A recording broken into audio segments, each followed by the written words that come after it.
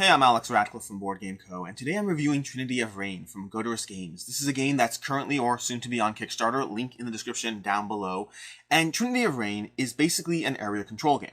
That's what it is. It's area control. It's got dudes on the map wandering around trying to do the various things in order to win. And the way you win in this game is one of three ways. You'll either win with an area control victory by controlling a full region on the board and then additional other regions with buildings in them. That's option one. Option two is you're slowly going to be building out your own little unique castles in here. Castles you can slot in and out buildings into those castles. And one of the buildings you can slot in or out of is this Tower of the Ancestors, this basically two-part tower where once you build that, you're basically setting a flag on your building, and if you survive till the end of the next round, you win. You're basically planting a flag saying, here, come on, get me, and somebody will try to. Option three is through building out potions. You have these druids in the game, druids that are impactful in a variety of different ways. And those druids, one of the things they can do is build out potions. Potions that will give you in-game effects, in-game abilities to break or manipulate or give you powers and abilities in the game. But the potions have a tier, a hierarchy. They have 6 different potions you can build. And once you've built all 6 potions, you can then finally build a 7th potion, which will mean that you win the game. Now, there is a little point scoring in case someone achieves those victories simultaneously, but that's basically it. Once again, area control, building potions, or building out your cathedral, your Tower of the Ancestors, and saying, come and get me, and winning at the end of the next round. That's how you win in this game. The basic idea of the game is you're going to be earning income. You'll have buildings. Your buildings will be placed in different areas. You'll put your castles out, your towns. You'll upgrade your towns to your metropolises. All those things will be giving you more and more income in the game. Additionally, controlling different regions will give you income. And then you're going to use that income to buy stuff in the third phase, the second phase. The second phase is where you utilize your druids. So first phase is income. Second phase is druids. Your druids can take actions on the board to go to regions to gather ingredients or to double the income of various locations you control, or possibly to use some of those potions you created. Those are the options you have on the table with your druids. And that gives you a lot of flexibility in terms of how you plan out the rest of the phase. And then when that's done, you move to the buying phase where you start buying anything you want. You're going to be buying units. You're going to be buying catapults, more druids. You're going to be buying various buildings, putting out towns and castles and all those things on the board, and then upgrading your central capital over here with the various buildings, all of which give you different abilities on them. You'll see these different abilities. The buildings have tons of different options, but you have to choose what you'll get, because you can only actually have, besides for the Tower of the Ancestors, you can only actually have 3 buildings in your capital, which means you have to choose which combination of abilities you're going to use to drive your engine forward in this game. Do you want the thing that makes all your units cost half as much to recruit? Or maybe you want income doubled from your castles and metropolises. Or perhaps you want to get extra druids on the board. These are all going to be different options that you can unlock as you build out the different options for your capital. From there, you move to the meat of the game. Although the truth is, I find that the first 3 phases actually take a lot more planning and thought as you plan out how you want to approach this. But the last phase is where you actually go ahead, place units and buildings onto the board, and then go around, running around, attacking each other. You have 2 movements each round, unless you unlock extras, and you're going to be using those to both spread out your own area control, as well as to eventually move in and attack others in this game. That's it. That's basically it. 9 rounds. You have 9 rounds in the game. Once you get to the end of the 9th round, the game will trigger a point scoring if you haven't achieved victory. Usually, more often than not, you will achieve victory before that. But that is Trinity of Reign in a somewhat relatively small nutshell of a game. Which brings us to the review part of everything, starting off with my game preferences and biases. And there's not a lot going on, except for the fact that this is, first of all, prototype. Everything you see here is prototype, rules, components, art, all those things subject to change, so factor that into anything else I say over here. Secondly is area control and powers and abilities. This game very much does have area control, which is a genre I tend to love, and more importantly, area control is a genre I love when paired with other things. I don't love area control on its own. I love it when it's paired with another reason to pay attention and to focus on the game, and in this case, that's going to be the powers and abilities. You're going to have a whole bunch of options of buildings you can be building out, as well as the various potions. Each potion, 6 different potions, give you game-breaking abilities, such as hopping over borders you wouldn't be able to otherwise hop over, such as converting adjacent regions to your own, just avoiding combat entirely. And so this game has area control and powers and abilities, which is a genre I tend to, well, like quite a bit. From there, let's go into the actual review parts of things, starting with art, theme, and narrative. Now, art's going to be the first negative I have off the bat. I do not like the art in this game at all. Not like situationally here or there, no. The cover art's fine. I'm okay with the cover of the game. The board art doesn't work for me. The various potion art, the cards, almost everything from an art standpoint doesn't really pull me in at all. I want something more popping or something. I'm not a fan of the art in the game.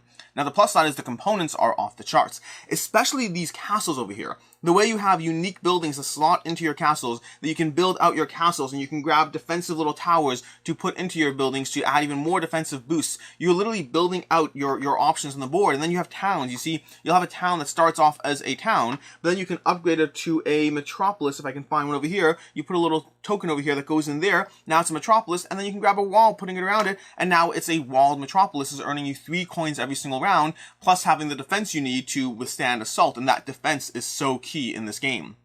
So components are a huge plus. Art is not so much for me. The theme, I don't really care about the theme. There's a story here. There's a reason why it's called the Trinity of Reign, the 3 different I'm not into the story or whatever background there is going on here. I'm not against it. It just doesn't really factor in. For me, this is an area control game, which means I don't care about the narrative and the theme for the most part. As far as ease of play, first of all, off the bat, this is a game that's going to run you roughly 30 to 40 minutes per player. That might change as you play more, as you get a better feeling for the rules. But so far, this game we've only played it at 3 players, which we'll get into on player count. But so far, this is a game that's run roughly 90 minutes to 2 hours for us across our plays. So it's going to be roughly in that range as far as accessibility. Setup and teardown is annoying. There are a lot of different tokens on the board. You have a giant pile of buildings, which I've taken to just storing as a giant pile of buildings, because actually trying to sort them out into the respective piles. Because again, you have 12 different building upgrades. Then you have the towns, then you have the castles, then you have the walls, then you have the capitals. That's a lot of different things to actually bundle up into separate bags, and I don't want to go through that setup, both when I'm setting up the game as well as when I'm tearing down the game. So if you want to be proper about how you set up and tear down this game, it will have a decent amount of setup and tear down. Each faction has 4 different unit types. You have your priests, you have your units, you have your bigger units, and then you have your catapults. All these things, the more you try to segregate and sort different things, the longer it will take for setup and tear down. For myself, it's not as bad because I'm kind of just bundling everything together. Now, the rules are actually very easy to learn. The rulebook comes in at a very accessible 16 pages, although this is a very big prototype note.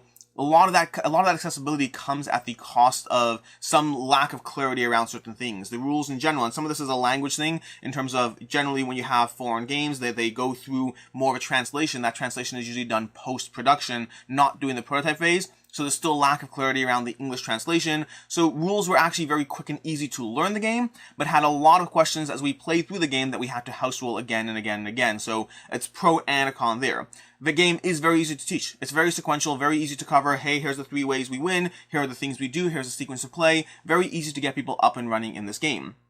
Now, on the negative side, we have a lot of accessibility issues as far as iconography, as far as hard to see things. Let's go over some of them. So, to begin with, you can see over here, we have these spots over here on the board, which are regions where you can build potions. They blend into the board. Even the basic resources, for the most part, don't have the easiest time of seeing some of these things on the board. So, I think some of that stuff needs to pop, not just from a, hey, what I want in terms of art style, but also from in terms of accessibility, in terms of being able to quickly and easily see what's going on in the game. We have more things like that. We have player aids. This over here is the player aid for the game. And more importantly, it's a player screen meant to hide what you do when you're spending money during the game. This is obnoxiously large. I do not like what this adds to the board. We substituted our own player screens from Cyclades when we played the game. Much smaller player screens where you could see what's going on around the table. You don't feel like you're blocking everyone else off, but you can still hide what you're doing during the planning phase of the buying. But then this does come with all this extra information, which is very helpful. But some of this text over here is just practically unreadable. On all these sections over here, there's meant to be text telling you what each potion does. You have to be holding this up directly to your face and reading through it to see what's going on. Again, hopefully these are just prototype issues. I don't imagine these are necessarily issues that make their way to the final game. Hopefully they're just prototype complaints. And then lastly, we have these region tokens that will be going on the board. And again, they tell you what various ingredients your druids can collect. But again, it's small, it's hard to see. You have a lot of that kind of thing of just the accessibility stuff that gets in the way of the game being as immediately accessible as I would like it to be, because it's otherwise a very solid game, which we'll talk about more as we go through this. As far as player count, like I said in the beginning, we've only played this at 3 players. It is a 2 to 4 player game. It's an area control game, which means based on my experience with the game, I can extrapolate out how I think it would play, but understand that opinion is lacking because I've only played this game at 3 players.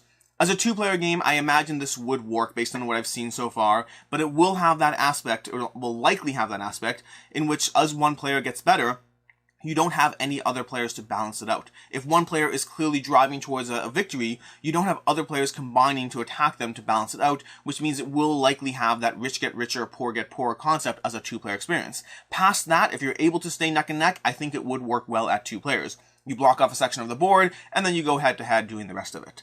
As far as a 4-player experience, I can't tell you what it will play like. I can tell you that our group is very excited to try this game at 4 players. We've enjoyed it very much at 3 players, and I have complaints at the 3-player count. And so we're very much looking forward to trying it at 4 players. It likely will add to the playtime to a certain extent, but it will make the game even more combat heavy and solve one of the bigger issues I have with the game. As far as highlights of the game, the things that I like, the things that I enjoy, the things that make me want to come back to Trinity of Reign.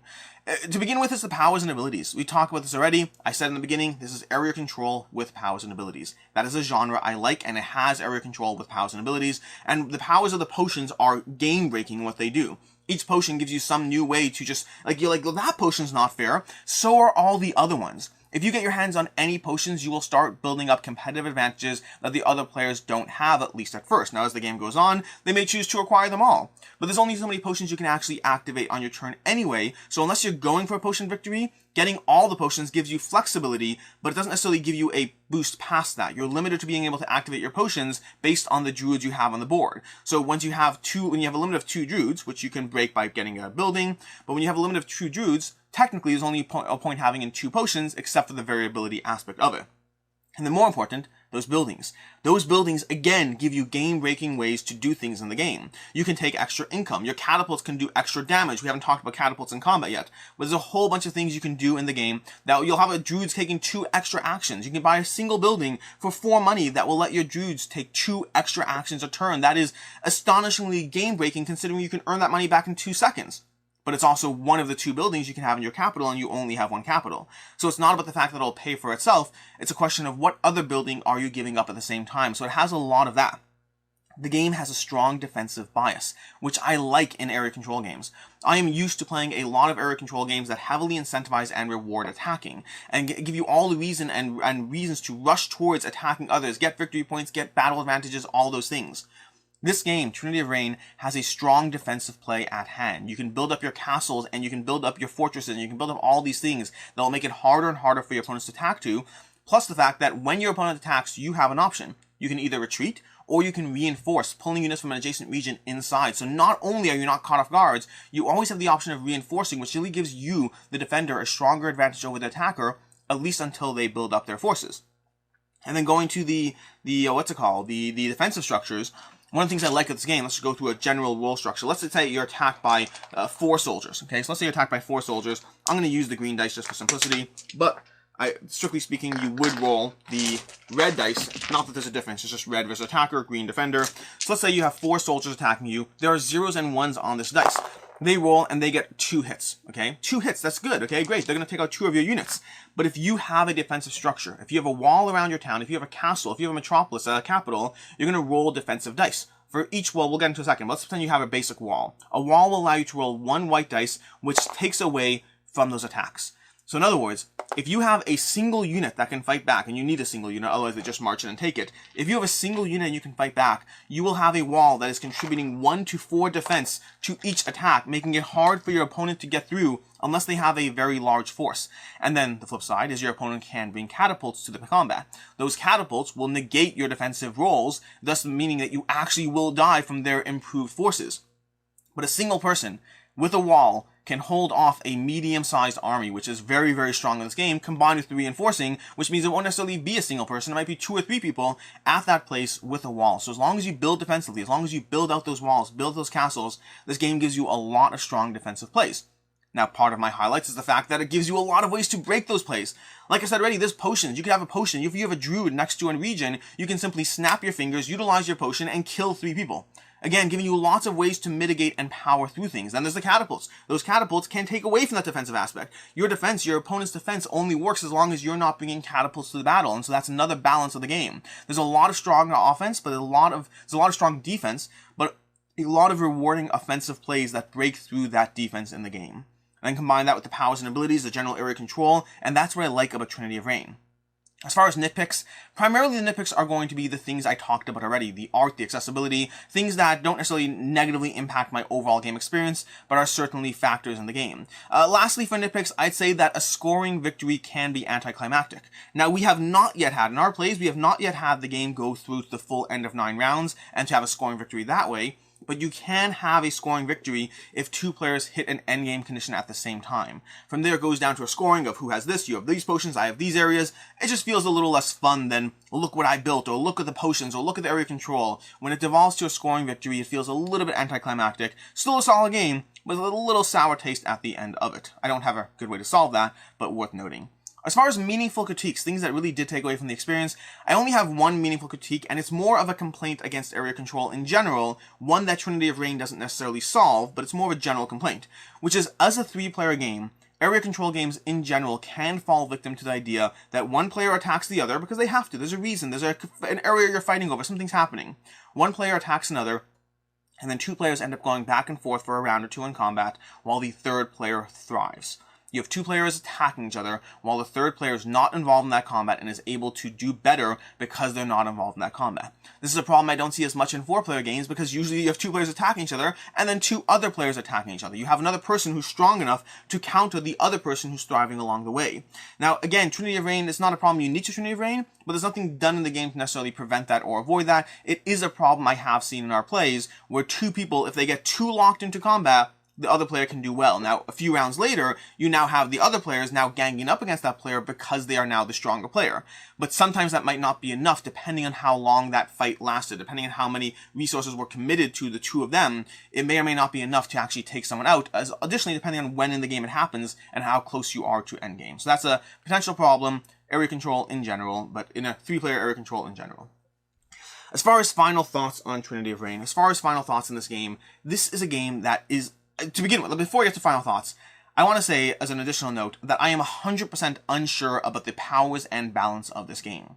It's worth noting that. It's something that didn't bother us in our plays, because everything seems game-breaking, but when games seem game-breaking, I am very hesitant to say, I'm very hesitant to give a review without noting that these things, I don't know how many plays it would take to get to a point where I was confident. It would take, there's a lot of different things. There's a lot of different options, a lot of different potions, a lot of different building powers, and the ways you can combine things. There's so many possible options on the table, and the idea that there might be some broken combination is entirely possible. We haven't seen that in our plays. In our plays, everything seems broken, and therefore nothing seems broken. But it's worth noting that I would need a lot more plays under my belt before I feel remotely confident saying that, oh yeah, there's no broken combinations in the game.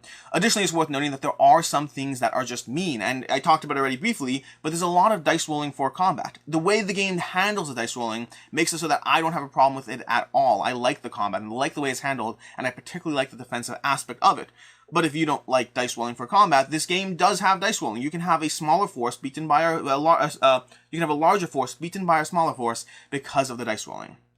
As far as final thoughts, now that we've covered those things out of the way, final thoughts for this one is Trinity of Reign is delightful. Trinity of Reign is really solid in what it's doing. It gives you those powers and abilities. It gives you those ways to build up and earn your own competitive advantages. It gives you those game-breaking potions that are both a victory condition, as well as giving you actual things you can do during the game that will destroy your opponents, that will rip them out. The conversion potion, it basically has an adjacent area being completely converted to your own without even needing combat. That is game-breaking. But you have to have your druids in the right place. You have to be set up for that. And you can only do it once per turn. So it's a limit of how many times you can actually do it. It'll take 3 or 4 turns before you can even get that potion. And at that point, you can use it for 3 or 4 turns before the game's over. It's game-breaking, but limited in its game-breaking application. As opposed to combat might be more damaging, but combat you have to actually go through these struggles, through these steps. The game handles all these things incredibly well. The combat is rewarding, the potions are rewarding, the abilities and upgrades are rewarding. The game feels balanced in its brokenness. It never felt like things that happened in the game were unfair or out of the way. It felt like this is a game we continuously wanted to dive back into, to try new strategies, to attempt new things. There are small nitpicks and complaints and a lot of accessibility issues that I definitely want to see cleaned up or improved upon. And art is a personal thing, but I'd love to see art that pulled me in more as opposed to where it is right now. But those things aside, Trinity of Reign is an excellent area control game that I can really recommend. Until next time, I'm Alex Radcliffe from Board Game Co. Hope you enjoyed this video, and as always, have a good one.